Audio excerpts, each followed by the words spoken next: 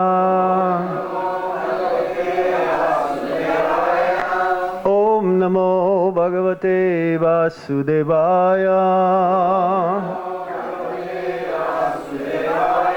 Om Namo Bhagavate Vasudevaya.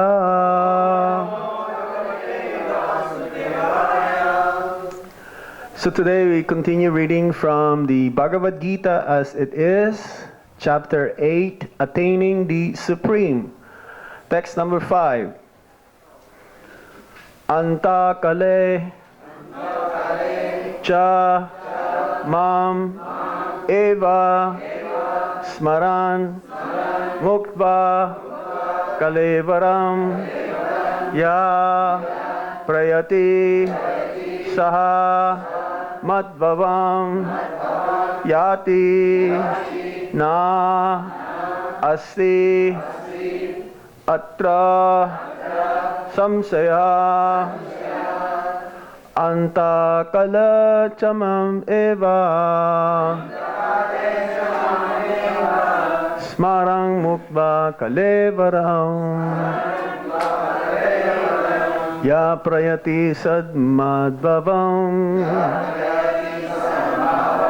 yati nasti atra samsaya anta kale chamam eva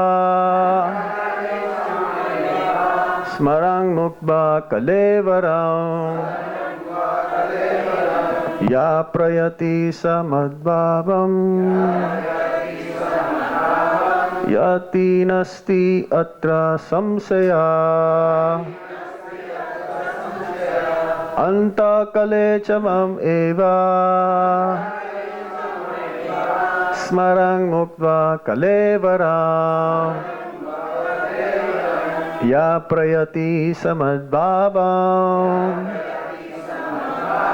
yati nasti atra samsaya. Somebody else?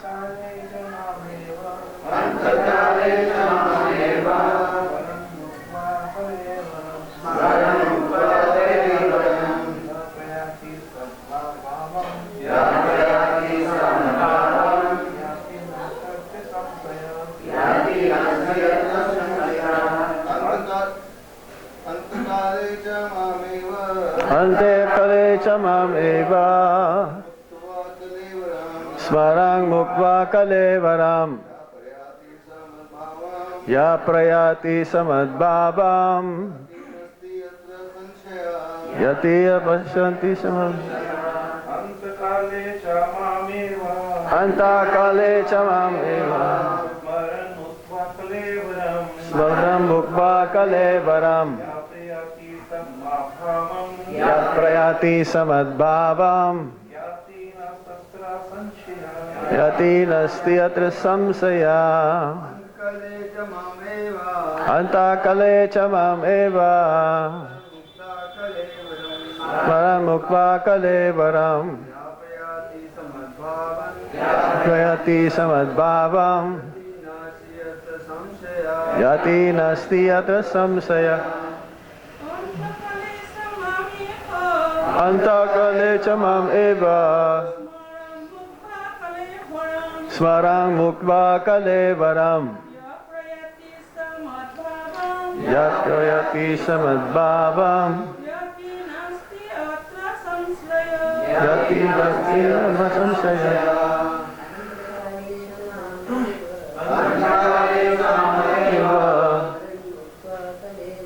smarang mukva kalevaram yat prayati samadbhavam yati nasti atra samsaya antakale. At the end of life, cha also, mam me, eva certainly, smaran remembering, muktva quitting, kalevaram the body, yaha he who, prayati goes, saha He, Madbhavam, my nature.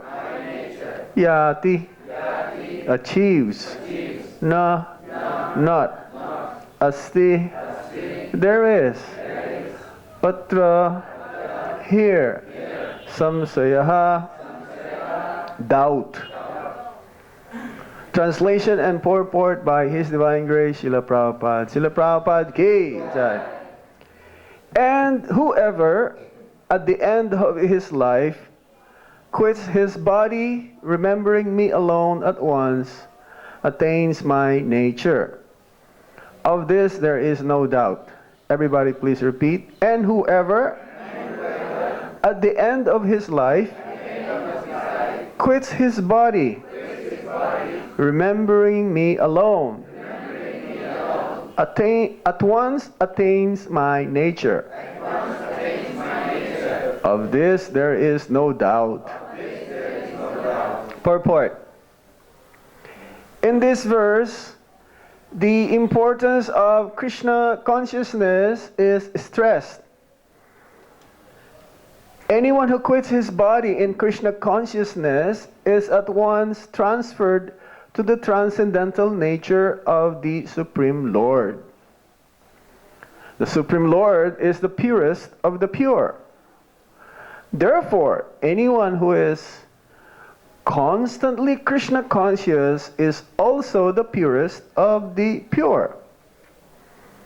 The word smaran, remembering, is important. Remembrance of Krishna is not possible for the impure soul who has not practiced Krishna consciousness in devotional service. Therefore, one should practice Krishna consciousness from the very beginning of life.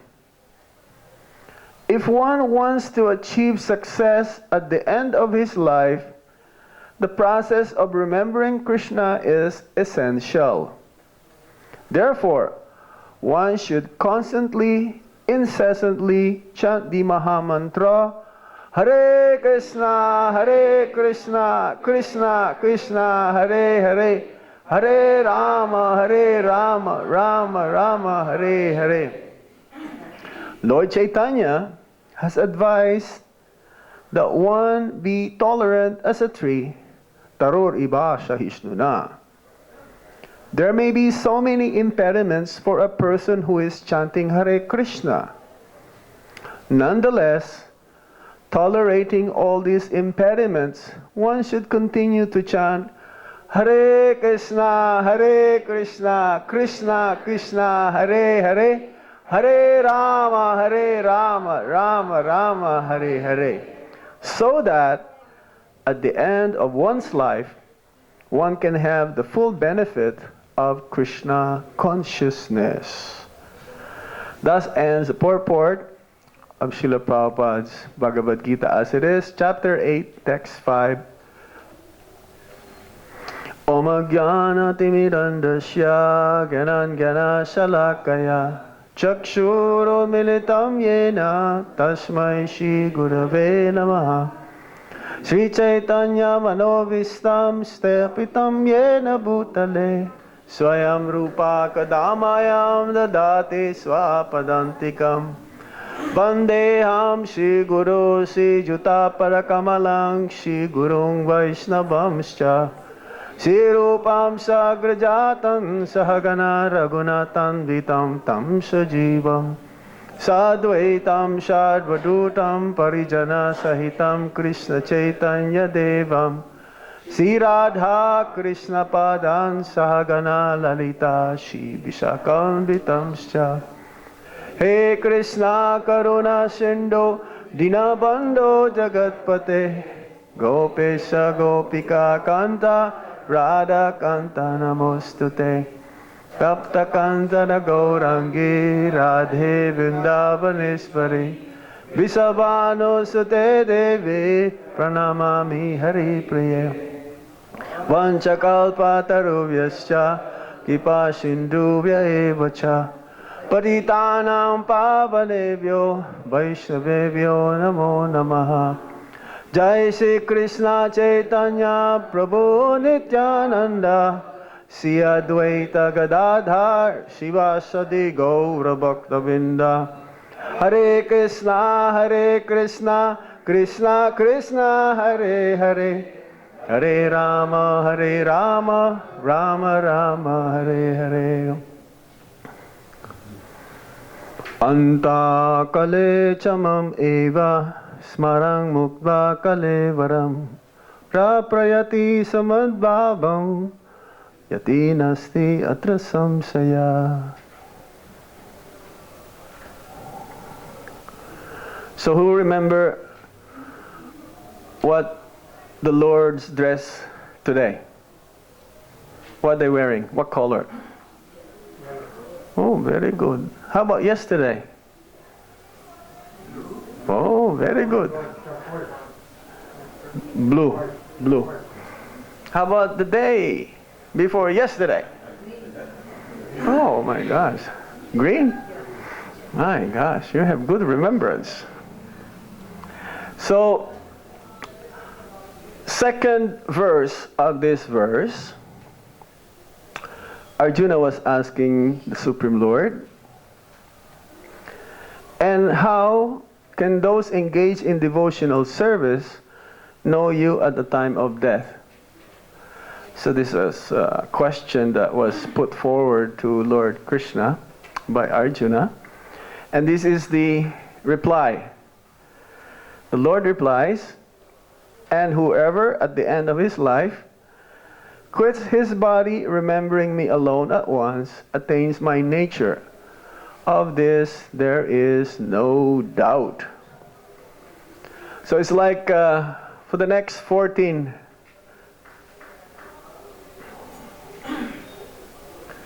or till text 14, everything about remembrance will be discussed by the Supreme Lord. Srila Prabhupada mentions in the purport how this verse is very important. The stress for being Krishna conscious is very, very much put by the Supreme Lord. If one wants to attain the eternal nature of the Supreme Lord, the nature which is deathless, that means the spiritual world, that which you cannot measure. Spiritual means you cannot measure. Material means there is measurement, there is a beginning, there is a middle, and there is an end. Spiritual means eternal, and it is described in the 10th canto of the Srimad Bhagavatam. Every word is a song, every step is a dance, water tastes like nectar. That is the spiritual world, that is the nature of the Supreme Lord. Antaranga Shakti, the internal potency. And the opposite is where we are right now. The Bahiranga Shakti, this material energy where it is Nirananda, there is no happiness. We think we're happy, so-called happy. It's asat, it's temporary. And it's full of ignorance. It's the opposite of the spiritual world, the original nature of the Supreme Lord. Even though this world is not false, it is true, but it is also temporary. However, we are not meant to be here. Living entities are not meant to be here. It's like a fish is meant to be in the water. So somehow we are here. And for those who are always in remembrance of the Supreme Lord, meaning that they are fully Krishna conscious, when they quit their body at the time of death, then they will attain the original nature of the Supreme Lord. At once attain my nature. However, Even before one quits his body, if one is always remembering the Supreme Lord, even at the present moment, there is no difference between the spiritual world. This is also a spiritual world because he sees Krishna all the time. In everything. For him, whether he's in the spiritual world or here, there is no difference. And therefore, one cannot attain the Supreme Lord if he's not pure. Prabhupada says, if you want to go to the planet Earth, you need to have, or planet, sun planet. You need the body of that, like fire, that can withstand the heat or the fire over there. Just like some living entities, they live in fire. We cannot. Not possible. We'll burn immediately. So, because Krishna is completely pure, therefore, to attain Krishna association, we have to be pure also. And it cannot be said, oh, I can just take a bath 3 times a day, then I can be pure. Sometimes we mentioned this also earlier, that some they reside near Ganges River. They take bath as many times as possible, because by doing so, one can become pure. The sins will be washed away. The heart will be cleansed. But how about for some of us who live in the cities where there is no Ganges? How we become pure? Internally. Externally, we may take a bath 3 times a day, but internally, how? Srila Prabhupada mentions here that chanting Hare Krishna Maha Mantra, remembering Krishna, is essential. However, if we always keep ourselves always immersed in chanting constantly.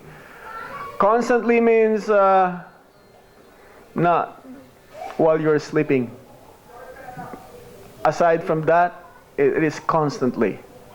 Because while sleeping, we're in a mode of ignorance, whereby we forget everything. We even forgot where we are. Sometimes I have this experience while traveling, and I will wake up and I will just wonder, where am I? Because coming from ignorance or deep sleep. So Srila Bhaktivinoda Thakur says constantly means every time, even while taking care of the body. And every time during the day, this is constantly, except while sleeping. It's not possible. Maybe sometimes you chant also.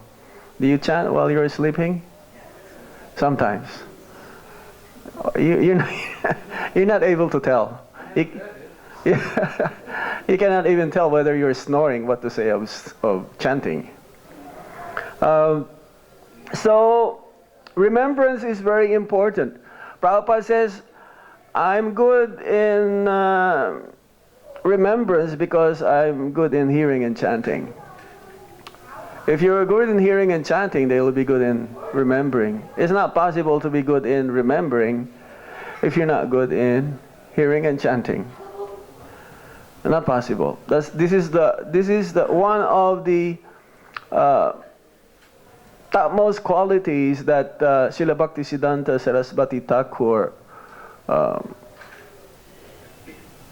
remembered about Srila Prabhupada when he was being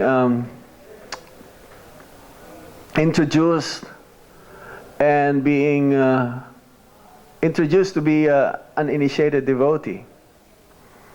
He was proposed to be initiated, and he says, I remember this boy. I remember him. He always want to hear. So unfortunately, according to the scriptures, that this is our most difficult obstacle that we have to face in spiritual life. There are many hurdles, many obstacles that one faces in execution of devotional service. But the most difficult to overcome is that our neglect of giving importance in hearing and chanting.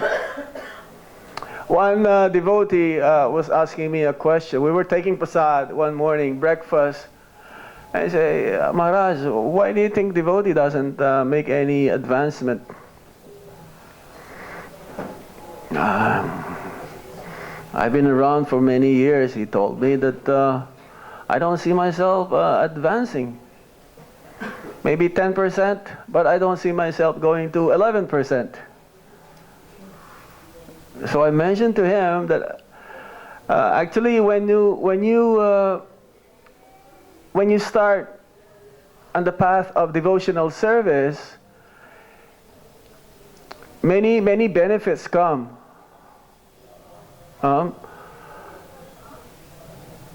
Especially chanting Hare Krishna Mahamantra is considered as like wish-fulfilling desire tree.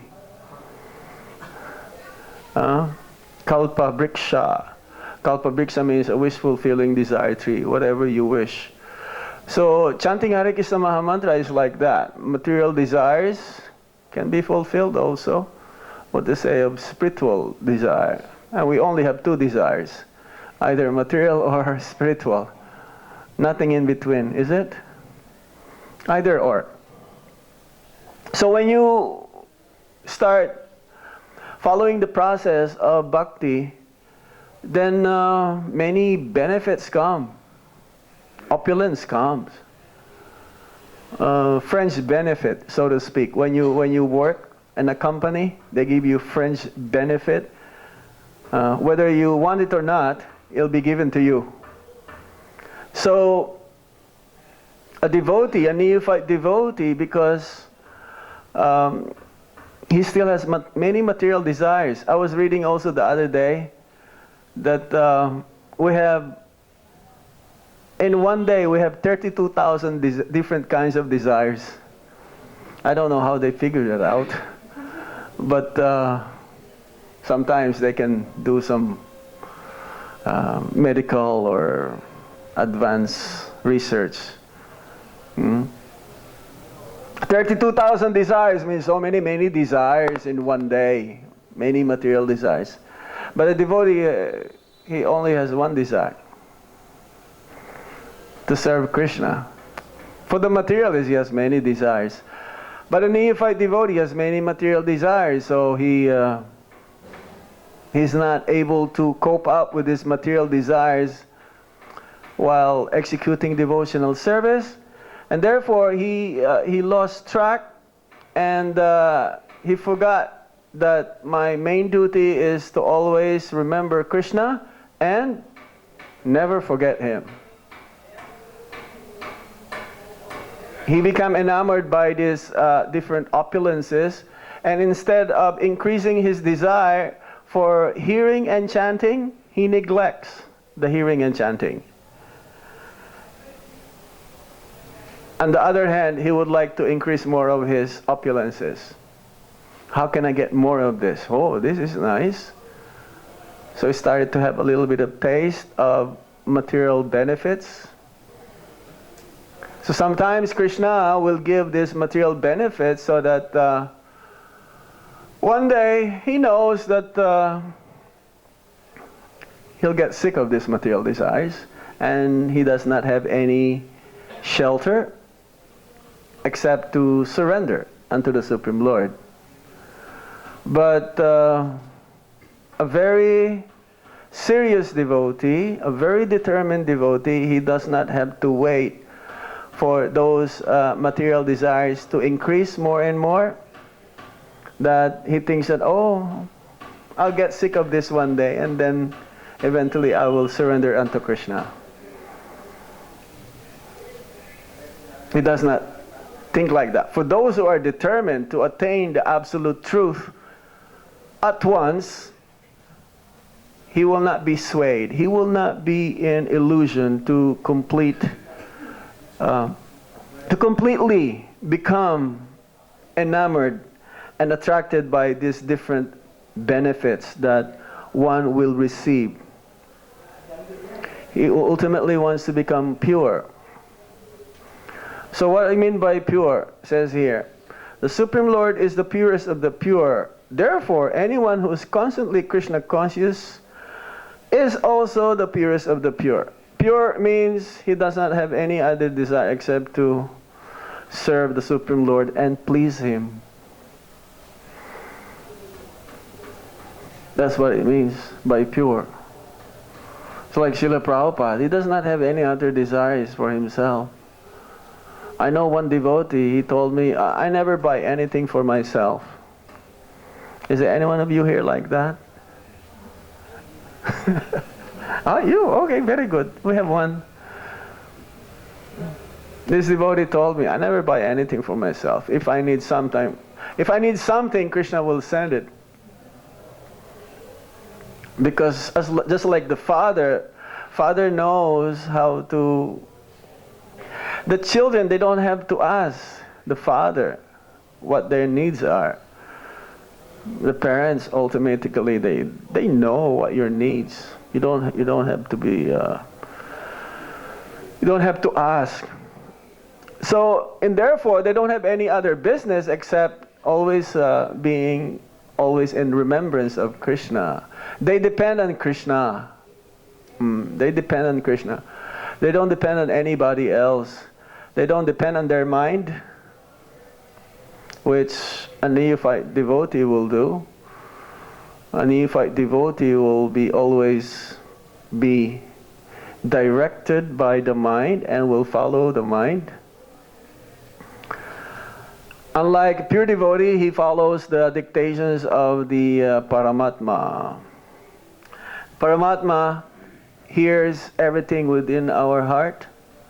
He is within our heart, so he hears everything. And at the same time, whatever the desire of the devotee, he hears, and whatever Paramatma dictates, the pure devotee hears as well. And it says that anyone who has eagerness to hear and chant the glories, name, fame, form, qualities, and pastimes of the Supreme Lord, the Paramatma helps the devotee to cleanse the heart. This is from the first canto, chapter 2, text 17 of the Srimad Bhagavatam. Who is eager? Are we that eager? Eagerness to have that eagerness to really attain Krishna, or just wait for Krishna's mercy, which is good. We're waiting for Krishna's mercy, but it is also good to be as much as early as possible to receive Krishna's mercy. And Srila Prabhupada mentions here in the purport that if one wishes to achieve success at the end of his life, the process of remembering Krishna is essential, and this can be done easily by chanting Hare Krishna, Krishna Krishna, Hare Hare, Hare Rama, Rama Rama, Hare Hare. Our main obstacle in devotional life is we become slack in hearing and chanting. That is our main disease. If we become determined to make our hearing and chanting the main goal to become perfect, this is the process, if this is our main priority, then all the problems, all the obstacles, all the unwanted desires within our hearts will be cleansed. This morning, it was really nice chanting. I have not chanted like that for, I don't know, many months, even years. We were chanting here in Prabhupada's house every day after Mangalartik. But this morning, I was not in a hurry. I was not trying to finish my rounds as quick as possible. Because this is the tendency.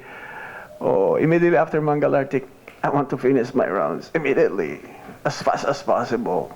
I just want to, because this is my duty. I agreed with my Guru Maharaj and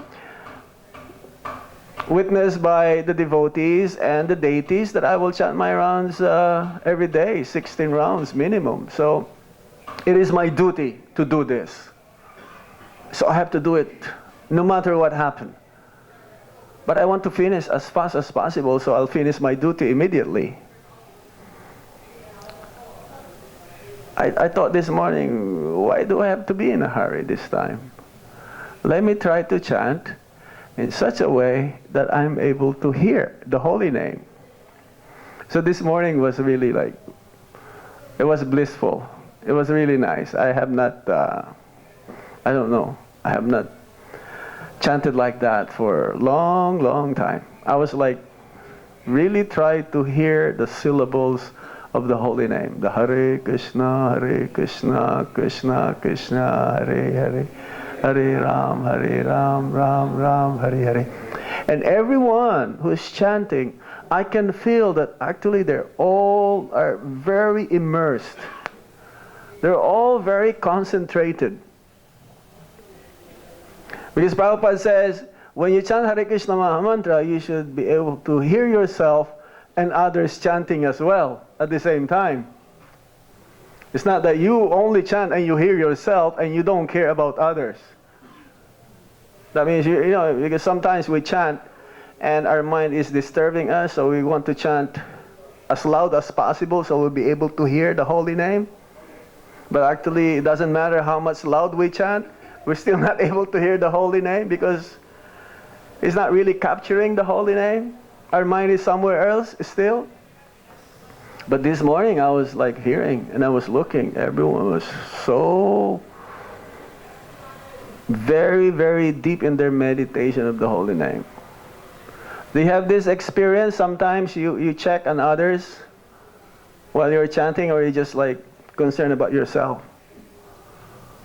You have this experience? You check sometimes whether they're sleeping or very, you know, because when you see someone who's very inspired in their chanting, very, very concentrated, very attentive, you want to do like them also.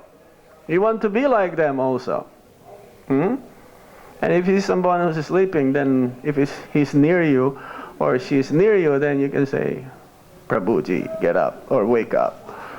This is not the time. Instead of letting them be in a mode of ignorance during the time of chanting. Do you do that? I do that sometimes. Prabhu, this is not the time for sleeping. This time for chanting. So, this chanting of Hare Krishna Maha Mantra is the nearest, when we chant, this is the nearest moment. The moment where we can be as close to Krishna as possible. Krishna is present in His holy name. There is no difference between His holy name and the personality, Krishna. And anyone who has experience with this very, very attentive chanting, then they relish the holy name. So, because we have this, what you call avidya, where our tongue is in, not able to taste the nectar. It says in the nectar of instruction, sloka number 7, the taste of chanting Hare Krishna Maha Mantra is like nectar, is ambrosial. But because we don't have the taste, we're afflicted by this avidya, this ignorance, like jaundice. A person who is afflicted with the disease of jaundice, then he's not able to relish the Maha Mantra. And therefore, there are many impediments. Prabhupada said here, there may be so many impediments for a person who is chanting Hare Krishna. Many impediments. Just like many impediments on the path of devotional service. One of them philosophically. If we are not philosophically strong, then we will have difficulty and the process of execution of devotional service. One must be very philosophically strong. One must read, one must hear from the right source. Impediments also, and the obstacles, these obstacles on the path of devotional service is the attraction towards the opposite sex. Men attracted to women, women attracted to men. This is natural. Just like the attraction of a young boy to a young girl, or a young girl to a young boy. So, this is one of our disease also.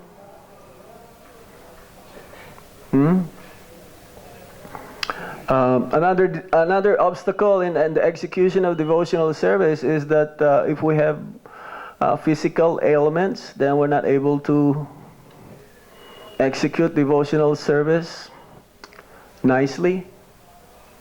We become always on the consciousness of health, eating properly.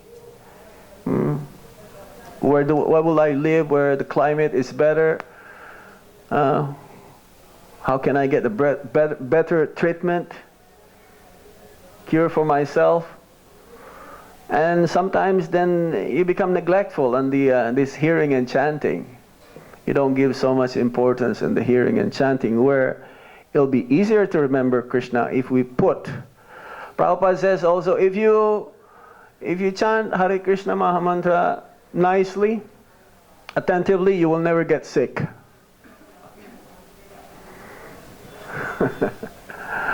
It's a very heavy statement. Never get sick. You will not need any medication. No headaches. See, we should mold our lives in such a way that we have to, at the end of our life, will remember Krishna. And Prahlad Maharaj says, as early as possible, as 5 years old, we should start now. But his friend says, no, this is the time for playing. When we get old, we'll try to remember Krishna. I will go to Vrindavan and I will retire in Vrindavan. I'll remember Krishna. But, I'm still young. Let me build up my business for my family members.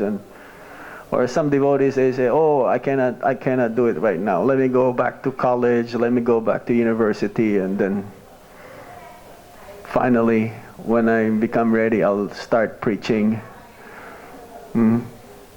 Some devotees are like that also. They don't want to pursue immediately. But this is not so. So what to say of us? We didn't start early at our age, Krishna consciousness. There's a saying in English, better late than never. Better late than never. Krishna consciousness can be immediately applied at any stage. It depends on the desire. It depends on one's desire and willing to give up material desires. It depends on what is our desire. And willing to give up material desires, then we can adopt Krishna consciousness immediately and remember Krishna all the time. Bhaktivinoda Thakur says this also. It is natural to have material desires, even while chanting Hare Krishna Mahamantra. It is unnatural to not have material desires immediately while chanting Hare Krishna Mahamantra. Now there's a difference here. One has material desires, but he's willing to give it up while chanting Hare Krishna Mahamantra, then he'll make spiritual advancement. Now, if one has material desires and chanting Hare Krishna Mahamantra, but not willing to give up material desires, he will not go anywhere. His spiritual life is stagnant. That's what the question of a devotee to me. Why is it that he's not making advancement? Because he's not willing to give up material desires, that for the spiritual path that he is going through, he's not making any advancement. He's not moving even 1 inch forward towards Krishna. He's not falling down. He will only fall down if he commits Vaisnava Parad. One will fall away from bhakti if he commits Vaisnava Parad. That is the gravest, most serious offense. Vaisnava Parad. If you don't commit Vaisnava Parad, and if you have material desires, and you're at the same time performing bhakti, and somehow you reach up to a certain stage, that's it. You don't go any further. But if you have material desires, and you are willing and hoping that someday I'll be able to give up my material desires, then there is a progress. There is a progress. Otherwise, not possible to remember Krishna all the time, because thinking Krishna, sometimes not thinking Krishna. It's like, like a seesaw, a roller coaster, up and down, up and down. It's not so easy to maintain Krishna consciousness. The mind has to be fully controlled, under control. If the mind is not fully under control, then no possible. Senses are not under control, not possible. That's why when we chant Hare Krishna Maha Mantra, we should be always thinking and feeling, not just thinking, feeling that we are fallen. It's like this morning, I chanted very nice round. I should not be so proud that I chanted so nice rounds this morning. I don't know what's going to happen tomorrow. I hope it'll be the same this morning, because I was trying to really hear the holy name. Actually, I was like worshipping my duty. My duty is to chant Hare Krishna Maha Mantra. So I should really this is my duty. So actually I should give so much importance in this duty. Not just a paid worker. I'll do my duty, okay, that's it. I have to really and one devotee says, in between rounds we can say, thank you, Krishna. Please be merciful unto me.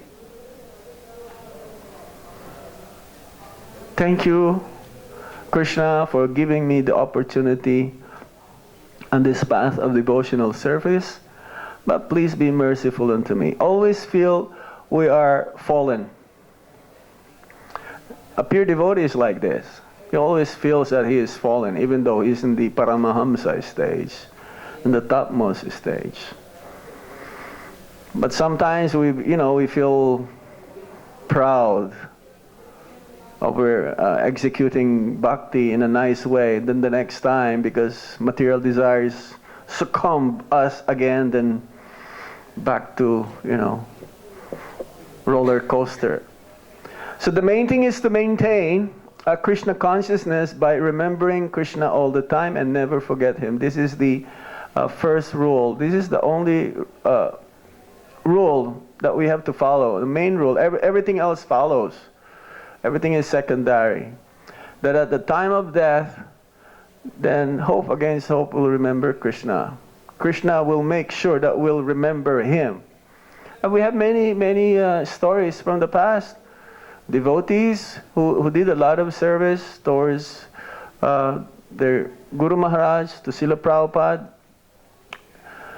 to the movement, and somehow due to the attraction to Maya, they'll fall away. They went back to some things that they were before, coming to Krishna consciousness. But because Krishna never forgets his devotees, and at the time of death, before dying, they came back in the association of devotees, and they left their body and the association of devotees amongst devotees chanting Hare Krishna, Krishna Krishna, Hare Hare, Hare Rama, Rama Rama, Hare Hare. Krishna is never ungrateful. whatever small, not small, but the sincerity. It may look small, but it is the sincerity that Krishna is looking for here.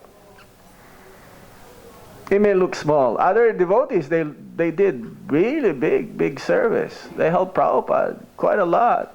But how about the others who are not in that position, but they're very sincere? Krishna is still make in such a way situation that they remember him at the time of death. Some of them, many devotees, they plan to come to Vrindavan before death, and that wish became fulfilled. They may be having so many difficulties and hardships before that final state, that final moment, but nevertheless their wish become fulfilled. They remember Krishna at the time of death. They utter the name of Krishna at the time of death. Some may not be able to come to Vrindavan. They left their body in some other places, but Krishna made some arrangement that they remember Krishna at the time of death.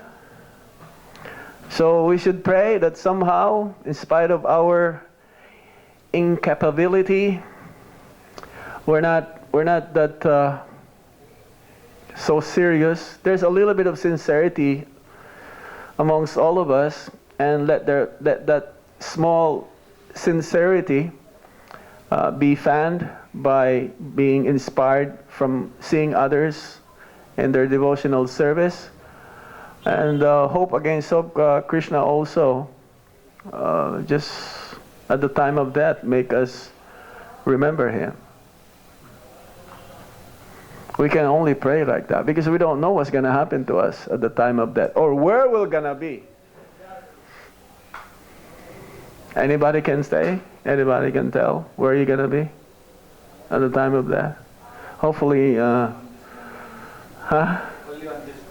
Oh, well, he'll be in this planet for sure, but somewhere.